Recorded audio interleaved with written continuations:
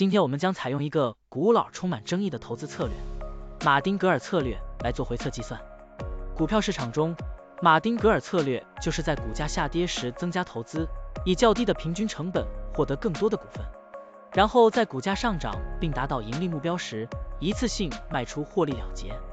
如此周而复始，持续跟踪股价操作。现在，我们就设定一些参数，让 Stocktiny AI 帮我们生成程序，对维萨 V 进行回测计算。设定参数如下：最大买入次数7次，最大加仓比例 1.5 倍，每次买入股价下跌的比例 10%， 获利卖出的上涨幅度 5%。运行时间从2023年1月1日到2024年5月2日。交易手续费设定为 0.10%。好了，按照上面的设定，程序运行的结果是累计交易13次，期末持仓价值100764.17元，盈利 0.76%。相比持仓不动，多盈利负 28.27%。可以看到，橙色的持仓价值曲线比股价曲线更平缓。我们换一组参数，再尝试一下。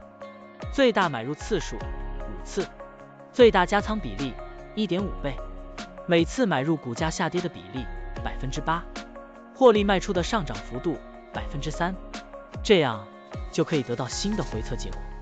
累计交易19次，期末持仓价值101810.35元，盈利 1.81%。相比持仓不动，多盈利负 27.23%。股票的波动特性不一样，盈利效果就不同。参数设定不同，盈利效果也会不同。怎样找到最优的组合呢？请评论区留言，让 Stocktiny AI 来帮助你。股票调优 AI， 利用 AI 技术赋能您的股票选择与操作。本站内容不构成对任何人的投资建议，您应当基于自己的独立判断做出决策。扫描二维码获取文字稿，欢迎点赞、评论、转发。